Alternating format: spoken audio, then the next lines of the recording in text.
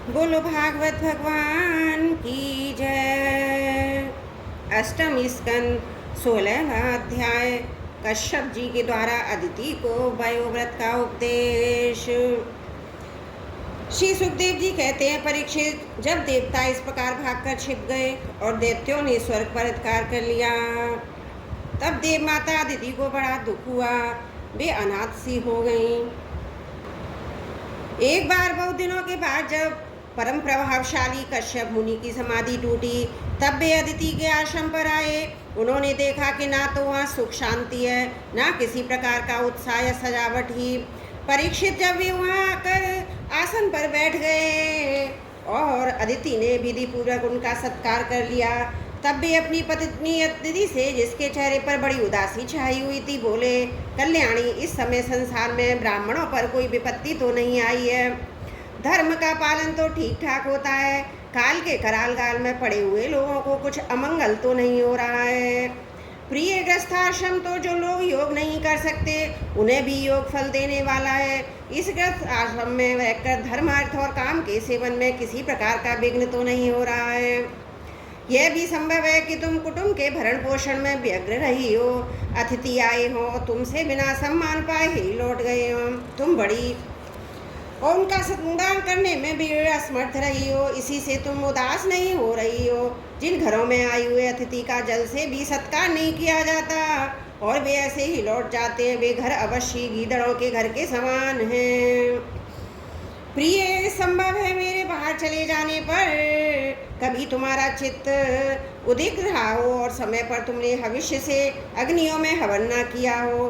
सर्वदेव में भगवान के मुख हैं। ब्राह्मण और अग्नि, गृहस्थ पुरुष यदि इन दोनों की पूजा करता है तो उसे उन लोगों की प्राप्ति होती है जो समस्त कामनाओं को पूर्ण करने वाले हैं।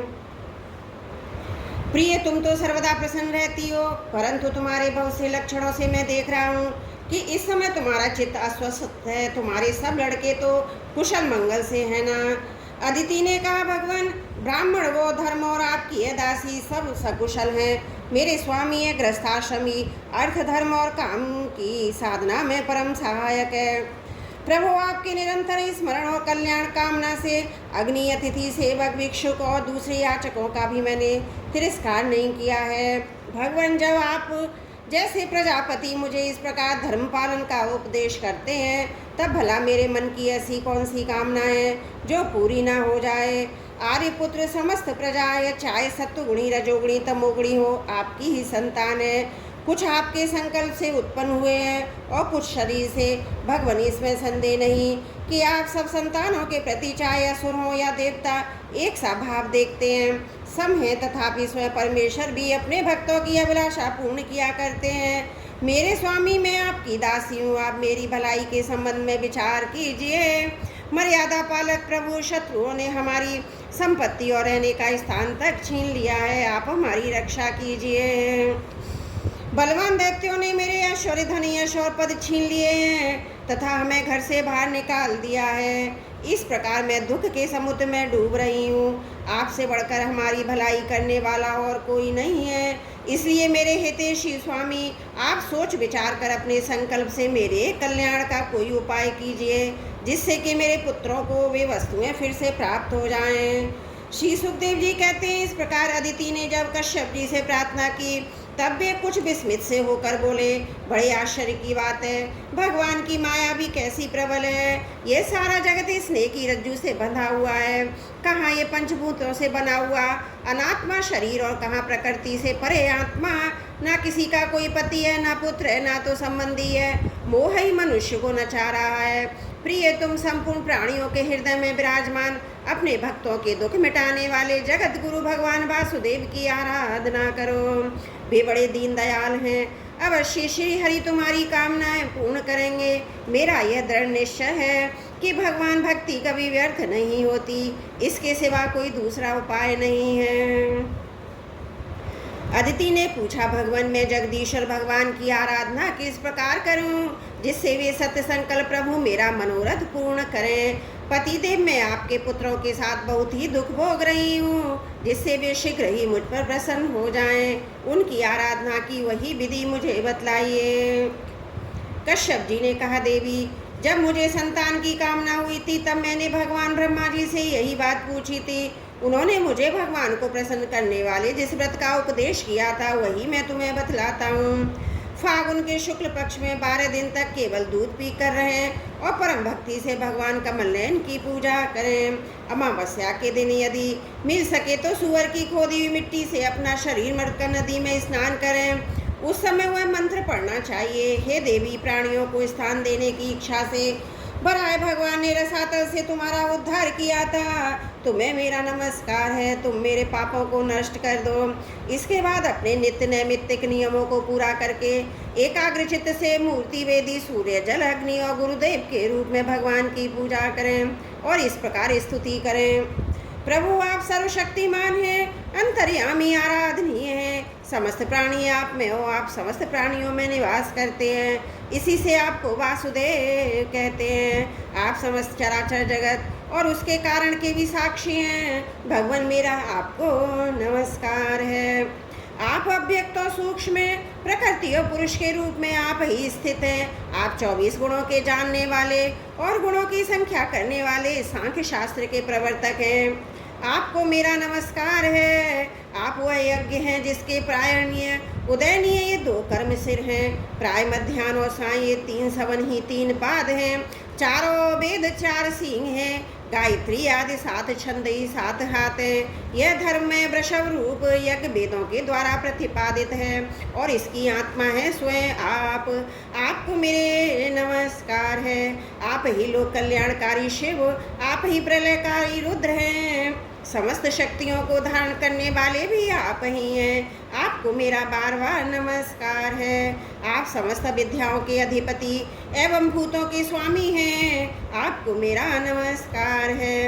आप ही सबके प्राण, आप ही इस जगत के स्वरूप भी हैं। आप योग के कारण तो हैं ही, स्वयं योग से मिलने वाला ऐश्वर्य भी आप ही हैं।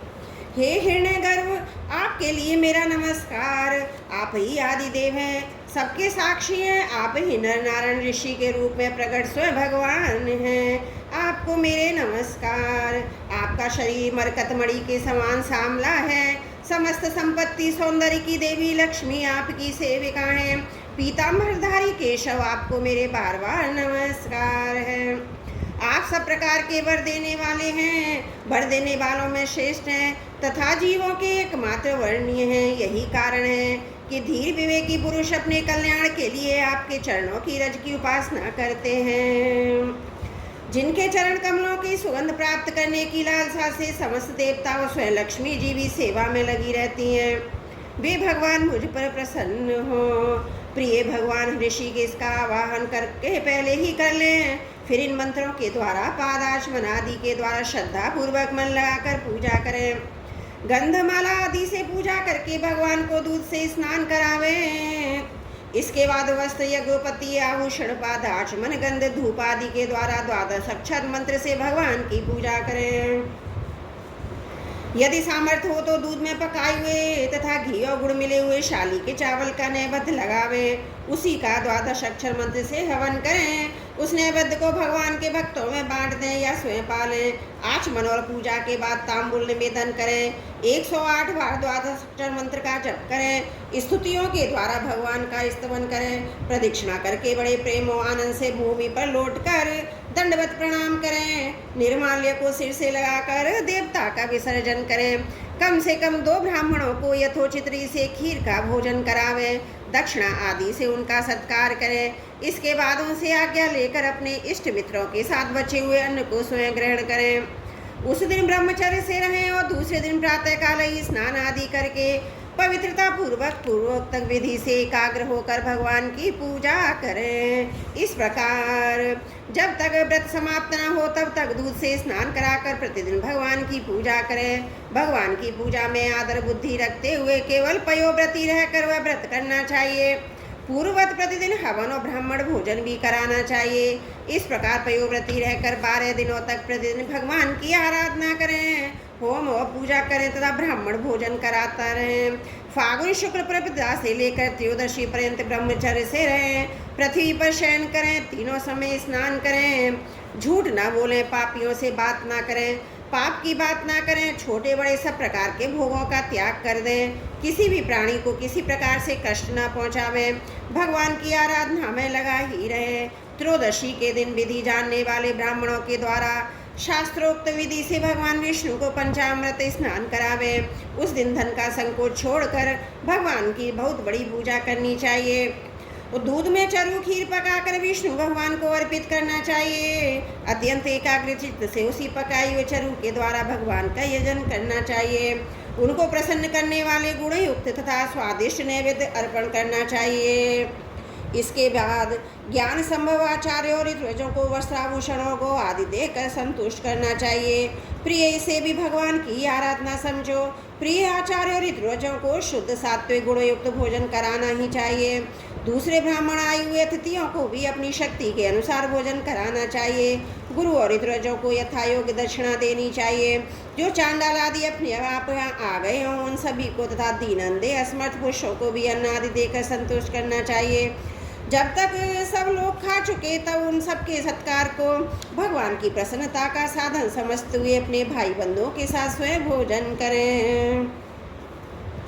प्रतिपदा से लेकर त्रयोदशी तक प्रतिदिन नाच गान बाजे गाजे स्तुति स्वस्ति वाचन और भगवत कथा से भगवान की पूजा करावे। प्रिय ये भगवान की श्रेष्ठ आराधनाएं, इसका नाम है पयोव्रत। ब्रह्मा जी ने मुझे जैसा बताया था वैसा ही मैंने तुम्हें बता दिया। देवी तुम भाग्यवती हो। अपनी इंद्रियों को वश में करके शुद्ध भाव और श्रद्धा पूर्ण चित्त से इस व्रत का भली भांति अनुष्ठान करो। इसके द्वारा विनाशी भगवान की आराधना करो। कल्याणी यह व्रत भगवान को संतुष्ट करने वाला है, इसलिए इसका नाम है सर्वयज्ञ और सर्वव्रत। यह समस्त तपस्याओं का सार और मुख्य दान है। जिनसे भगवान प्रसन्न हो वे ही सच्चे नियम है, वे ही उत्तम नियम है, वे ही वास्तव में तपस्या दान व्रत और यज्ञ हैं। इसलिए देवी संयम और श्रद्धा से तुम इसका व्रत का अनुष्ठान करो। भगवान शीघ्र ही तुम पर प्रसन्न होंगे और तुम्हारी अभिलाषा पूर्ण करेंगे। बोलो भागवत भगवान की जय। अष्टमी स्कंद 16वां अध्याय समाप्त। त्रुटियों के लिए क्षमा प्रार्थी हूँ। बोलो भागवत भगवान की जय। 17वां अध्याय अष्टमी स्कंद। भगवान का प्रकट होकर अदिति को वर देना। श्री सुखदेव जी कहते हैं, परीक्षित, अपने पतिदेव महर्षि कश्यप जी का उपदेश प्राप्त करके अदिति ने बड़ी सावधानी से 12 दिन तक इस व्रत का अनुष्ठान किया। बुद्धि को सारथी बनाकर मन की लगाम से अपने इंद्रिय रूप दुष्ट घोड़ों को अपने वश में कर लिया। एक निष्ठ बुद्धि से पुरुषोत्तम भगवान का चिंतन करती रही। उसने एकाग्र बुद्धि से अपने मन को सर्वात्मा भगवान वासुदेव में पूर्ण रूप से लगाकर पयोव्रत का अनुष्ठान किया। तब पुरुषोत्तम भगवान उसके सामने प्रकट हुए। परीक्षित ये पीताम्बर धारण किए हुए थे, 4 भुजाएं थी, शंख चक्र गदा लिए हुए थे। अपने नेत्रों के सामने भगवान को सहसा प्रकट हुए देख अदिति सादर उठ खड़ी हुई। फिर प्रेम से बहल होकर अपने पृथ्वी पर लौटकर उन्हें दंडवत प्रणाम किया। फिर उठकर हाथ जोड़ भगवान की स्तुति करने के लिए चेष्टा की, परंतु नेत्रों में आनंद के आंसू उमड़ आए। उससे बोला न गया। सारा शरीर पुलकित हो रहा था। दर्शन के आनंद उल्लास से उसके अंगों में कंप होने लगा था। वह चुपचाप खड़ी रही। परीक्षित देवी अदिति अपने प्रेम पूर्ण नेत्रों से ही लक्ष्मीपति विश्वपति यज्ञेश्वर भगवान को इस प्रकार देख रही थी मानो उन्हें वो पी जाएंगी। फिर बड़े प्रेम से गदगद वाणी से धीरे धीरे उसने भगवान की स्तुति की। अदिति ने कहा, आप यज्ञ के स्वामी हैं, आप स्वयं यज्ञ हैं, आप ही अच्युत हैं। आपके चरण कमलों का आश्रय लेकर लोग भवसागर से तर जाते हैं। आपके यश कीर्तन का श्रवण भी संसार से तारने वाला है। आपके नामों के श्रवण मात्र से ही कल्याण हो जाता है। आदि पुरुष जो आपकी शरण में आ जाता है उसकी सारी विपत्तियों का आप नाश कर देते हैं। भगवान, आप दीनों के स्वामी हैं, आप हमारा कल्याण कीजिए। आप विश्व की उत्पत्ति स्थिति और प्रलय के कारण हैं। आप विश्व रूप भी आप ही हैं। अनंत होने पर भी स्वच्छता तथा से आप अनेक शक्ति और गुणों को स्वीकार कर लेते हैं। आप सदा अपने स्वरूप में ही स्थित रहते हैं। नित्य निरंतर बढ़ते हुए पूर्ण बोध के द्वारा आप हृदय के अंधकार को नष्ट करते रहते हैं। भगवान मैं आपको नमस्कार करती हूँ। प्रभु अनंत जब आप प्रसन्न हो जाते हैं तब मनुष्यों की, ब्रह्मा जी की दीर्घायु, उनके ही समान दिव्य शरीर, प्रत्येक विषय वस्तु, अतुलित धन, स्वर्ग, पृथ्वी, पाताल योग की समस्त सिद्धियाँ, अर्थ, धर्म, काम, रूप, त्रिवर्ग और केवल ज्ञान तक प्राप्त हो जाता है। फिर शत्रुओं पर विजय प्राप्त करना आदि तो छोटी छोटी कामनाएं, उनके संबंध में तो कहना ही क्या है। श्री सुखदेव जी कहते हैं, परीक्षित, जब अदिति ने इस प्रकार कमल नयन भगवान की स्तुति की तब समस्त प्राणियों के हृदय में रहकर उनकी गतिविधि जानने वाले भगवान ने ये बात कही। श्री भगवान ने कहा, देवताओं की जननी अदिति, तुम्हारी चिरकालीन अभिलाषा को मैं जानता हूँ। शत्रुओं ने तुम्हारे पुत्रों की संपत्ति छीन ली है, उन्हें उनके लोक स्वर्ग में खदेड़ दिया है। तुम चाहती हो कि युद्ध में तुम्हारे पुत्र उन्मत्त वाले और बड़ी असुरों को जीतकर विजय लक्ष्मी प्राप्त करें, तब तुम उनके साथ भगवान की उपासना करो। तुम्हारी इच्छा यह भी है कि तुम्हारे इंद्रादि पुत्र जब शत्रुओं को मार डालें तब तुम उनकी रोती हुई दुखी स्त्रियों को अपनी आंखों देख सको। अदिति, तुम चाहती हो कि तुम्हारे पुत्र धन और शक्ति से समृद्ध हो जाएं, उनकी कीर्ति ऐश्वर्य उन्हें फिर से प्राप्त हो जाए तथा वे स्वर्ग पर अधिकार जमाकर पूर्ववत विहार करें। परंतु देवी, वे असुर सेनापति इस समय जीते नहीं जा सकते, ऐसा मेरा निश्चय है, क्योंकि ईश्वर और ब्राह्मण इस समय उनके अनुकूल हैं। इस समय उनके साथ यदि लड़ाई छेड़ी जाएगी तो उससे सुख मिलने की आशा नहीं है। फिर भी देवी, तुम्हारे इस व्रत के अनुष्ठान से मैं बहुत प्रसन्न हूँ, इसलिए मुझे इस संबंध में कोई ना कोई उपाय सोचना ही पड़ेगा, क्योंकि मेरी आराधना व्यर्थ तो होनी नहीं चाहिए। इससे श्रद्धा के अनुसार फल अवश्य मिलता है। तुमने अपने पुत्रों की रक्षा के लिए विधि पूर्वक पयोव्रत से मेरी पूजा स्तुति की है, अतः मैं अंश रूप से कश्यप के वीर में प्रवेश करूंगा और तुम्हारा पुत्र बनकर तुम्हारी संतान की रक्षा करूंगा। कल्याणी, तुम अपने पति कश्यप में मुझे इसी रूप में स्थित देखो और उन निष्पाप प्रजापति की सेवा करो। देवी, देखो, किसी के पूछने पर यह बात दूसरों को मत बतलाना।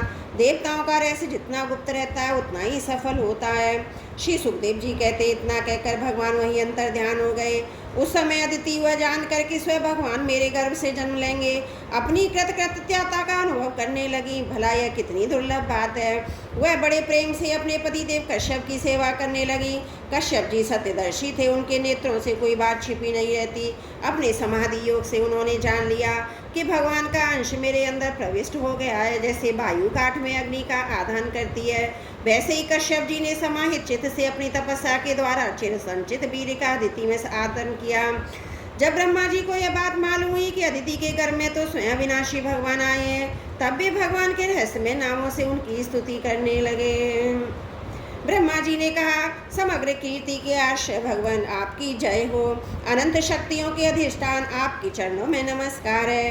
ब्रह्मणे देव त्रिगुणों के न्यायक, आपके चरणों में मेरे बार बार प्रणाम है। प्रश्नि के पुत्र रूप में अश्नि होने वाले वेदों के समस्त ज्ञान को अपने अंदर रखने वाले प्रभु, वास्तव में आप ही सबके विधाता हैं। आपको मैं बार बार नमस्कार करता हूँ। ये तीनों लोक आपकी नाभि में स्थित हैं। तीनों लोकों से परे वैकुंठ में आप निवास करते हैं। जीवों के अंतकरण में आप सर्वदा विराजमान रहते हैं। ऐसे सर्वव्यापक विष्णु को नमस्कार है। प्रभु, आप ही संसार के आदि और वेद के अनंत शक्ति पुरुष के रूप में आपका वर्णन करते हैं। जैसे गहरा स्रोत अपने भीतर पड़े हुए तिनके को बहा ले जाता है, वैसे ही आप काल रूप से संसार का धारा प्रवाह संचालन करते रहते हैं। आप चराचर प्रजा और प्रजापतियों को भी उत्पन्न करने वाले मूल कारण है। देवादिदेव जैसे जल में डूबते हुए के लिए नौका ही सहारा है, वैसे ही स्वर्ग से भगाए हुए देवताओं के लिए एकमात्र आप ही आश्रय हैं। बोलो भागवत भगवान की जय। अष्टम स्कंद 17वां अध्याय समाप्त। त्रुटियों के लिए क्षमा प्रार्थी हूँ। अष्टम स्कंद 18वां अध्याय। वामन भगवान का प्रकट होकर राजा बलि की यज्ञशाला में पधारना। श्री सुखदेव जी कहते हैं, परीक्षित, इस प्रकार जब ब्रह्मा जी ने भगवान की शक्ति और लीला की स्तुति की, तब जन्म मृत्यु रहित भगवान अदिति के सामने प्रकट हुए। भगवान के 4 भुजाएं थीं, उनमें से वे शंख गदा कमल और चक्र धारण किए हुए थे। कमल के समान कोमल और बड़े बड़े नेत्र थे। पीताम्बर शोभामान हो रहा था। विशुद्ध श्याम वर्ण का शरीर था। मकराकृति कुंडलों की कांति से मुख कमल की शोभा भी उल्सित हो रही थी। वक्ष स्थल पर श्रीवत्स का चिन्ह, हाथों में कंगन, भुजाओं में बाजूबंद, सिर पर किरीट, कमर में करधनी की लड़ियां और चरणों में सुंदर नुपुर जगमगा रहे थे। भगवान गले में अपनी स्वरूप भूलमाला धारण किए थे। उनके चारों ओर झुंड के झुंड भोरे गुंजार रहे थे। उनके कंठ में कौस्तुभ मणि सुशोभित थी। भगवान की अंग कांति से प्रजापति कश्यप जी के घर का अंधकार नष्ट हो गया। उस समय दिशाएं निर्मल हो गई। नदी सरोवरों का जल स्वच्छ हो गया। प्रजा के हृदय में आनंद की बाढ़ आ गई। सब ऋतुएं एक साथ अपना अपना गुण प्रकट करने लगी। स्वर्लोक, अंतरिक्ष, पृथ्वी, देवता, गौ, द्विज और पर्वत, इन सबके हृदय में हर्ष का संचार हो गया। परीक्षित, जिस समय भगवान ने जन्म ग्रहण किया उस समय चंद्रमा श्रवण नक्षत्र पर थे। भाद्रपद मास के शुक्ल पक्ष की श्रवण नक्षत्र वाली द्वादशी थी। अभिजीत मुहूर्त में भगवान का जन्म हुआ था। सभी नक्षत्र और तारे भगवान के जन्म को मंगल में सूचित कर रहे थे। परीक्षित, जिस तिथि में भगवान का जन्म हुआ था उसे विजया द्वादशी कहते हैं। जन्म के समय सूर्य आकाश के मध्य भाग में स्थित थे। भगवान के अवतार के समय शंख, ढोल, मृदंग, डफ और नगाड़े आदि बाजे बजने लगे। इन तरह तरह के बाजों तुरहियों की तुमुल ध्वनि होने लगी। अप्सराएं प्रसन्न होकर नाचने लगी। श्रेष्ठ गंधर्व गाने लगे। मुनि, देवता, मनु, पितर और अग्निवश स्तुति करने लगे। सिद्ध, विद्याधर, किम पुरुष, किन्नर, चारण, यक्ष, राक्षस, पक्षी, मुख्य मुख्य नागगण और देवताओं के अनुचर नाचने गाने और भूरी भूरी प्रशंसा करने लगे। तथा उन लोगों ने अदिति के आश्रम को पुष्पों की वर्षा से ढक दिया। जब अदिति ने अपने गर्भ से प्रकट हुए परम पुरुष परमात्मा को देखा तो अत्यंत आश्चर्यचकित और परमानंदित हो गई। प्रजापति कश्यप जी भी भगवान को अपनी योग माया से शरीर धारण किए हुए देख विस्मित हो गए और कहने लगे, जय हो परीक्षित, भगवान स्वयं अव्यक्त एवं चित्त स्वरूप है। उन्होंने जो पुरुष कांति में आभूषणों आयुधों से युक्त शरीर ग्रहण किया था उसी शरीर से कश्यप और अदिति के देखते देखते वामन ब्रह्मचारी का रूप धारण कर लिया। ठीक वैसे ही जैसे नट अपना भेष बदल ले, क्यों ना हो, भगवान की लीला तो अद्भुत ही है। भगवान को वामन ब्रह्मचारी के रूप में देखकर महर्षियों को बड़ा आनंद हुआ। उन लोगों ने कश्यप प्रजापति को आगे करके उनके जाति कर्म आदि संस्कार करवाए। जब उनका उपनयन संस्कार होने लगा तब गायत्री के अधिष्ठाता देवता स्वयं सविता ने उन्हें गायत्री का उपदेश दिया। देवगुरु बृहस्पति ने यज्ञपति, कश्यप ने मेघला दी, पृथ्वी ने कृष्ण मृग का चर्म बन के स्वामी, चंद्रमान ने दंड, माता अदिति ने कौपीन और कटी वस्त्र एवं आकाश के अभिमानी देवता ने बामन वेशधारी भगवान को छत्र दिया। परीक्षित, अविनाशी प्रभु को ब्रह्मा जी ने कमंडल, सप्तऋषियों ने कुश, सरस्वती ने रुद्राक्ष की माला समर्पित की। इस रीति से सब वामन भगवान का उपनयन संस्कार हुआ। तब यक्षराज कुबेर ने उनको भिक्षा का पात्र और सती शिरोमणि जगत जननी स्वयं भगवती उमा ने भिक्षा दी। इस प्रकार सब लोगों ने बट वेशधारी भगवान का सम्मान किया। तब वे ब्रह्म ऋषियों से भरी हुई सभा में अपने ब्रह्म तेज के कारण अत्यंत शोभामान हुए। इसके बाद भगवान ने स्थापित और प्रज्वलित अग्नि के कुशों से परिसमूहन और परिचित करके पूजा की, समिधाओं से हवन किया। परीक्षित, उसी समय भगवान ने सुना कि सब प्रकार की सामग्रियों से संपन्न यशस्वी बलि भृगुवंशी ब्राह्मणों के आदेश अनुसार भव से अश्वमेघ यज्ञ कर रहे हैं। तब उन्होंने वहाँ के लिए यात्रा की। भगवान समस्त शक्तियों से युक्त हैं। उनके चलने के समय उनके भार से पृथ्वी पग पग पर झुकने लगी। नर्मदा नदी के तट पर उत्तर भृगुकुछ नाम का एक बहुत बड़ा स्थान था, सुंदर सा। वहीं बरगली के भृगुवंशी ऋतु श्रेष्ठ यज्ञ का अनुष्ठान करा रहे थे। उन लोगों ने दूर से ही वामन भगवान को देखा तो उन्हें ऐसा जान पड़ा मानो साक्षात सूर्यदेव का उदय हो रहा हो। परीक्षित, वामन भगवान के तेज से ऋतुराज यजमान और सदस्य सबके सब निस्तेज हो गए। वे लोग सोचने लगे कहीं यज्ञ के देखने के लिए सूर्य, अग्नि और सनत कुमार तो नहीं आ रहे।